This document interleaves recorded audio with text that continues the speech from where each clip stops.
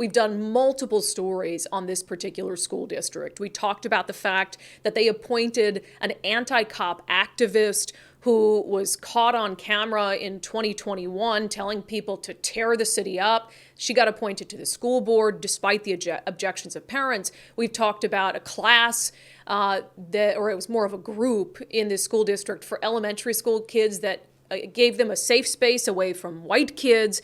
And then more recently, we dropped an exclusive report on the Olympia School District about an unauthorized sex ed lesson that Planned Parenthood taught in an elementary school class. So this school district is not only on the radar, certainly locally, but also nationally as well.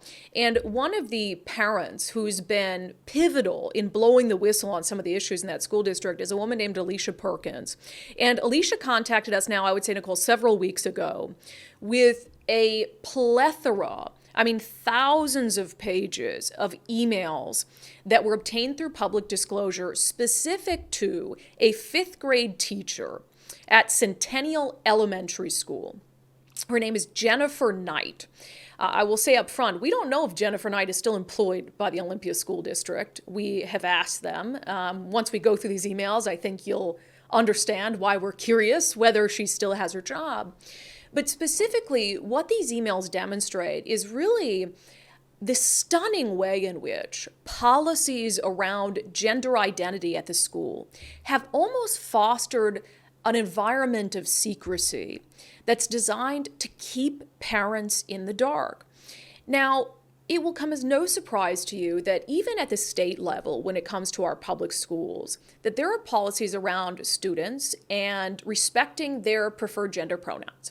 And saying, okay, if you're a student in the public school system and you tell us that you now want to go by he, him, or they, them, we're going to respect that. We're going to ask that teachers respect that as well. And there are some instances, and we've heard about this, where if you have a child who they're identifying themselves by a different name or a different gender at school, but they haven't told their parents yet, where teachers will even go to the lengths of not informing their parents and using, their given name when talking to their parents, their biological pronouns when talking to their parents, but then they'll change them when talking to the kids at school. And that's where this environment of secrecy starts to begin. But for this one fifth grade teacher at Centennial Elementary School in Olympia, she took things a step further in trying to protect her fifth grade student, a biological girl, who'd recently apparently decided to identify as he, him, they, them at school. I want to read for you a couple emails sent between this teacher and, again, a 10-year-old child that is not their own child, a 10-year-old student in their classroom who has told the teacher they identify as a different gender, and the teacher is trying to protect that student's secret. Here's one of the emails. You need to get a personal email set up so we still have a way to communicate. The emails go on. I kept emailing you, but I was worried your mom interfered before you saw my messages. And the messages get worse. Again, emails between a fifth grade teacher and a 10-year-old student. I was also serious. I would take you into my home anytime you need. Never think you have no one. She goes on to write, make sure this email is deleted when we are done, because otherwise, when your mom looks, you will be outed instantly. In any other setting, in any other scenario, if we were talking about those types of exchanges between an adult and a child who is not theirs, who they are not related to, we would universally agree that it is egregious behavior, that it is inappropriate, and that, dare I say, it's predatory.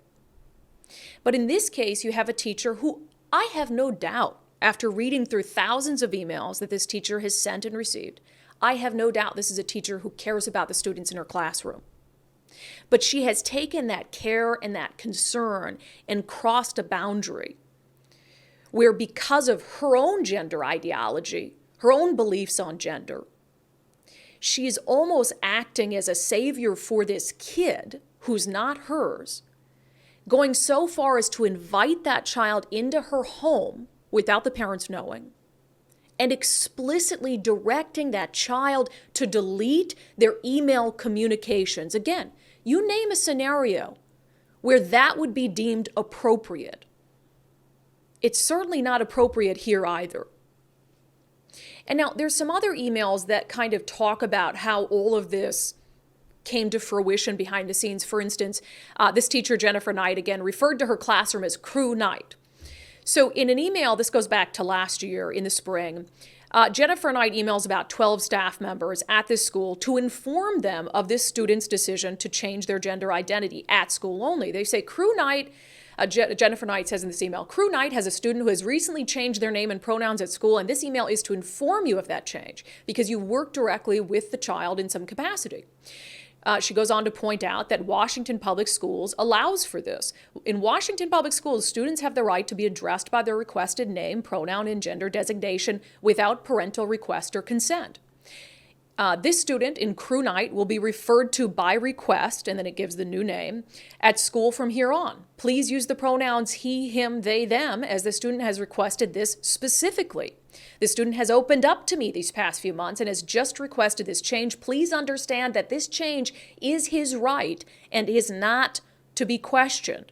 Please also know that they are not going by this name change at home, and we will not be discussing this with his family, nor changing the name or pronoun in official school documents, essentially. So here's the thing. Again, some of that is not a surprise to me. We know that schools in Washington State, if a child wants to be acknowledged by a different gender pronoun than what they use at home, that schools in Washington State, at least a lot of teachers, tend to abide by that.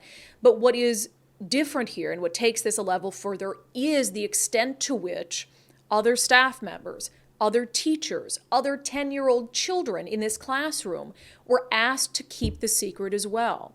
So now you have this entire ecosystem that is being built in secrecy to keep one entity in the dark, the child's parents. So you have kids in the classroom who are supposed to keep the secret from their parents. You have staff members and teachers who, if they run into this student or their parents out in the community, are expected to keep this secret. And that is what allows this environment to fester, where you have a teacher who goes to the lengths of sending private communications with their student to talk about this issue and telling a student, delete our communications so your mom doesn't find out. And as if that's not egregious enough, there's one email particular in these documents that, to me, I don't believe the intent was sinister at all, but I believe that the result is sinister. So the email is an exchange between this teacher, Jennifer Knight, and the mother of this student. Now keep in mind, behind the scenes, this teacher is telling everybody this student basically is suffering from gender dysphoria, in so many words. We're going to refer to them in different pronouns, using a different name. And then this teacher has the audacity to send this mom an email saying this: I'm wondering if you're willing to have an in-person, informal conference with myself, you, and the student to talk about how the student is doing. I'm concerned about her mental health, her self-esteem, and how she feels about herself is low. And I think meeting in person and talking together would help this child feel supported. I don't have all the answers, but I was hoping we could chat and see if we can brainstorm some ways to support her. So here you have a teacher who knows about something very significant happening in this child's life. The fact that the child comes to school every day and pretends to be a totally different kid from who they are at home. Yet this teacher has the audacity to, saying they care about the child's mental health, self-esteem, well-being, reach out to the parent, use the her pronouns, use the kid's real name, and hide this critical aspect of what's going on with this kid from the parents while simultaneously pretending to care about the kid's well-being and want to talk to the parent about it. How can you genuinely have a conversation with that mother about her child's mental health while hiding from her all of these things that are going on at school? And a month after that email is when that very same teacher is telling this kid, I'd take you into my home. A month after that email, this very same teacher is telling that kid, delete these emails so your mom doesn't see it, while pretending to want to work with the mother to improve the child's mental health. That is insane. And again, I think that this teacher, Jennifer Knight, is operating off some mistaken belief that this is the appropriate way to show care and concern for this child, that she thinks she's protected by the school's policies and procedures. Now, we asked Alicia Perkins, who again was tipped off to this, ends up informing us about these emails, providing us with thousands of pages of emails to review a couple weeks ago. It took us some time to get through them and to get this story ready, but we asked Alicia to come on and just go through how this story came to her and what parents should make of a situation like this happening behind closed doors. Alicia, thank you for being here and for bringing this to our attention. How did this story come to you?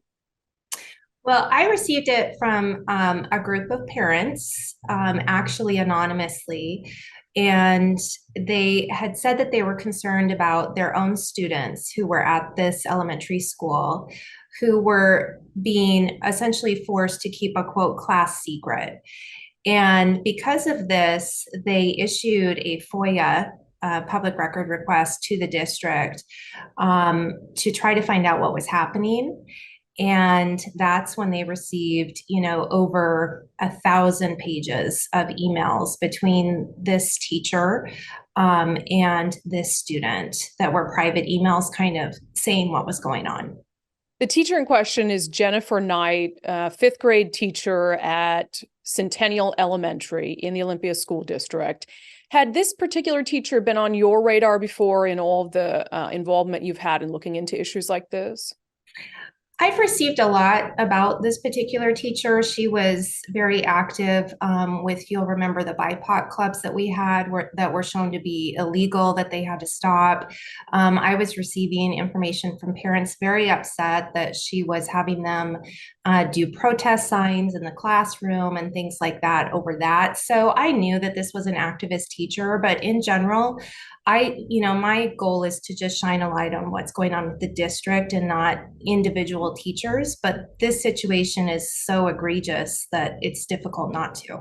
Yeah, and it's hard to know, and we'll get into this, whether this is happening on an island with one teacher in one classroom or whether what we're about to discuss has become some sort of acceptable practice.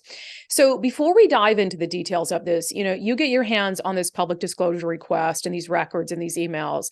Alicia, you have brought to light a lot of egregious things in this school district. Where does this rank in terms of concerning things that you've seen?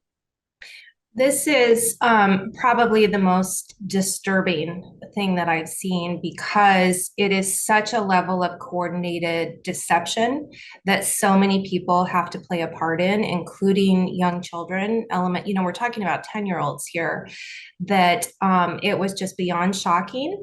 And it goes beyond school policy of calling children by their preferred pronouns, preferred gender, things like this. This goes into a secretive relationship now between staff and child where deception and interference between the child and parent is obvious. Yeah. So let's set it up a little bit. There is a fifth grader, and this is everything we can glean from the emails, right? A fifth grader, biological female, who is exchanging messages with this teacher, Jennifer Knight. And in some of the emails, the teacher is encouraging other staff to refer to this biological female student as with a male name. Is that correct? The male name and with he, him, they, them pronouns. And that, to your understanding, is in line with school district policy? School district policy, and anyone can go look at their own school district policies. They're usually on their public website. So for example, Olympia School District, you can look up policy 3211, which pertains to transgender students. And it does state that, I'll just read it to you really quickly here. Information about a student's gender, legal name, or gender assigned at birth may constitute confidential medical information. And I think it's interesting that they use the word may.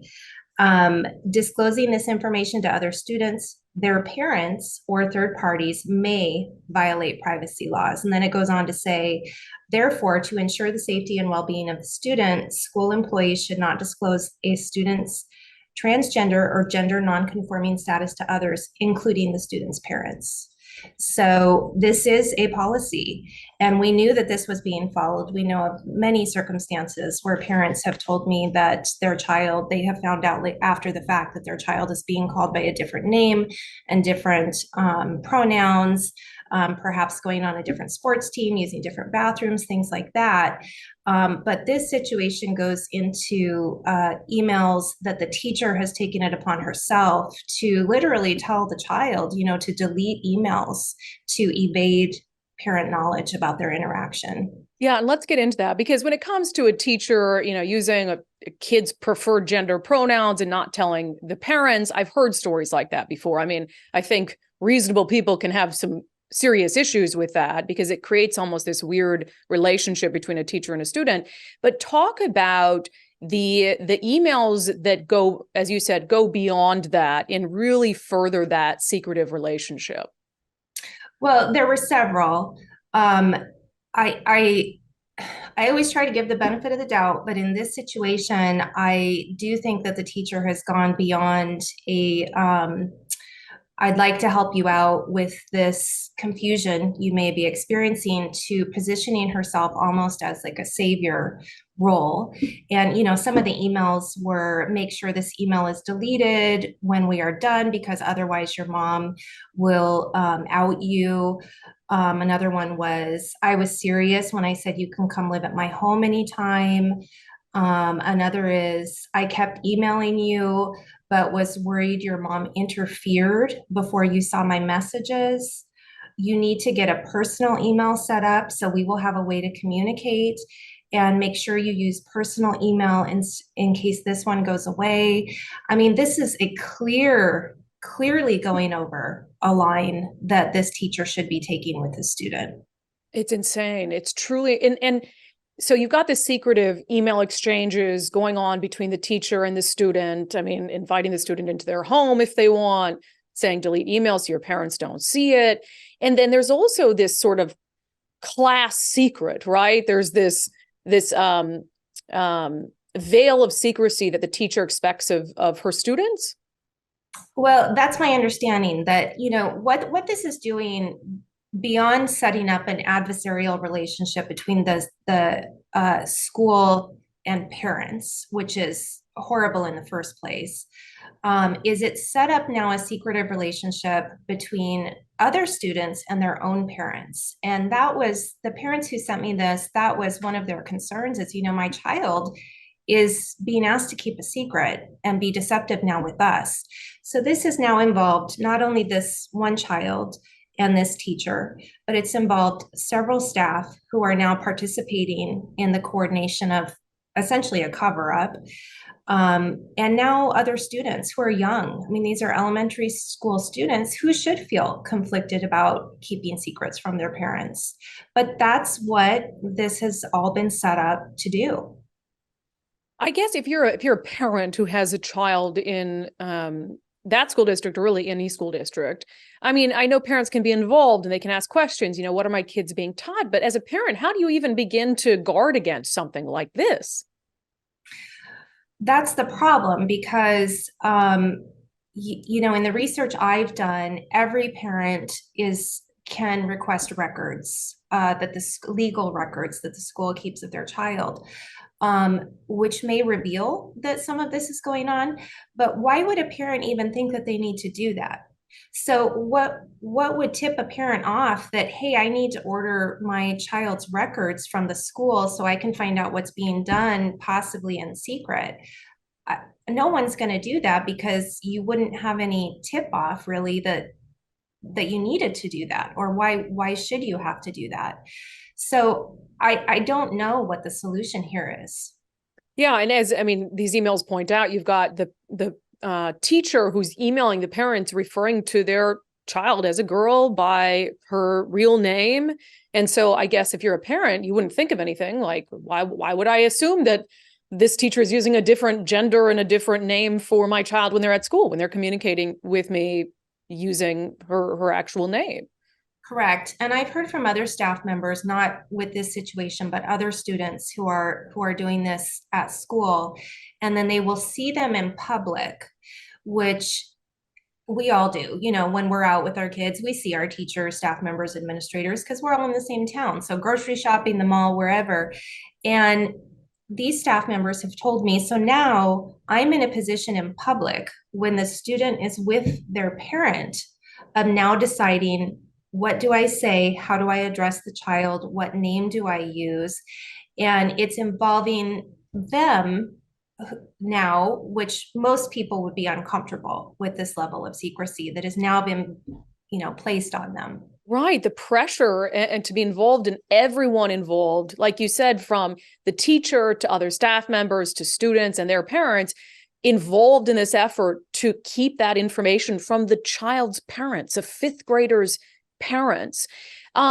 You have not yet, right, spoken to the school about this. I know that we've been in contact with them to get some answers to our questions, but you have not contacted them. I have not, but I do think that some answers need to be given about this. And I also know that they were issued a FOIA on it, and they had to go through all of these emails and redact the child's name. So presumably they know what's going on here. Yeah. And I mean, there's some emails where the teacher gives the student a hotline for LGBTQ youth. I don't have an issue with that. Give the kid a place where they can call if they're having troubles. That to me seems more appropriate than creating this veil of secrecy and trying to deal with the situation yourself as a teacher. Alicia, I guess whenever we talk to you about one of these stories, and I kind of referenced it earlier, but I just try to put myself in the position of a parent and hearing these stories and hoping that they're the exception, not the rule. But then we hear so many other examples in this school district in particular. I guess, what would your message be to parents who hear this kind of stuff and are understandably concerned? My message is continually, we've got to wake up, because we have been asleep behind the wheel for a very long time while a lot of these things were implemented. And some of these things I do believe are implemented with good intentions, but these are the outcomes. These are the consequences for this form of secrecy that has now been established between schools and parents, which is creating this tremendously unfortunate adversarial relationship between a parent and their school. And so I think that people really need to start paying attention. Look at your school policies. Like I said, this is all public. Look at OSPI's policy on this. Those are also public. Look into, if I were a parent, I would be probably asking, is this legal? Did this go over a line? I would be asking the school, what is the line that a teacher can go across? And how do I know that this is not happening with my child? These are things that we just need to really delve into that we didn't really have to several years ago, but we need to now. I think in this situation, this is so egregious, so far beyond the line. If I had a young child and I found out that an adult was telling my child, a 10-year-old, to keep a secret from me, to delete emails, to create private emails, I would have probably contacted law enforcement, to be honest with you. It used to be a universal understanding that when an adult told a child of any age to keep a secret from their parents, especially regarding sexuality, that was a huge red flag. And we used to all agree upon that until about 2 minutes ago. Be considered predatory behavior. Exactly. So what has happened where this is now okay for adults to insert themselves and tell a child, we're now going to have secrets between us? It's not okay. Yeah, it's not okay. Thank God for Alicia Perkins. Honestly, can we all give her for her bravery? Thank you, Nicole. It's not as effective clapping without somebody else audibly clapping with me. I mean, thank God for Alicia Perkins. She sent 3 kids through the Olympia School District. Both she and her husband went to the Olympia School District. She cares. She's not a bomb thrower. She's very reasonable and rational in how she explains these things. And that's why parents send her stuff that they're concerned about, because she has been willing to put her face on all of this. I mean, she makes appearances on national news when they'll have her to talk about this stuff. And you can only imagine the kind of vitriol that she gets for doing it. But she just doesn't care, because she knows that she's doing the right thing. And that's how we get out of this craziness, is people like Alicia Perkins, reasonable, rational parents, come forward and they say, absolutely not. This crosses a line. It's predatory behavior, even if you try to put it under the guise of you caring about a child because they're having a crisis moment in their young lives. So I do want to note that we reached out to the Olympia School District to ask questions about this. Nicole sent them a series of questions. They got back to us with what I would consider a pretty generic response, pointing to the school policies and the OSPI policies that Alicia talked about there, where they say that it is in their policy to sometimes, yes, keep this information from parents, but as far as the emails that took it a step further from this particular fifth grade teacher, what we were told by Susan Gifford, the Executive Director of Communications and Community Relations, she said staff are expected at all times to maintain appropriate boundaries with students and follow the Washington Code of Professional Conduct and district policies and procedures related to staff and student communications. In instances when there is reason to believe those expectations are not being met, we investigate and take appropriate personnel action. We do not comment on personnel matters nor students' private information.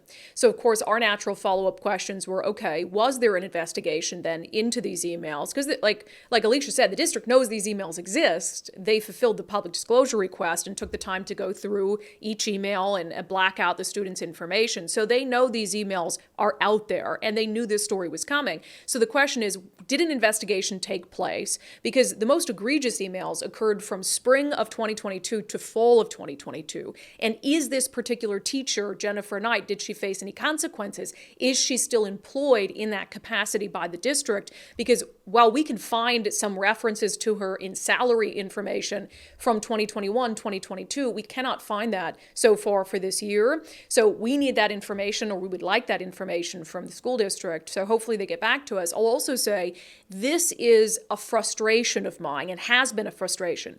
Teachers are public employees. They work with your kids. They get paid with taxpayer money. The excuse of, how was that worded? We don't comment on personnel matters. You should be able to comment on personnel matters when it's a public employee. So we have some follow-up that we're going to continue to do and press for answers in this regard.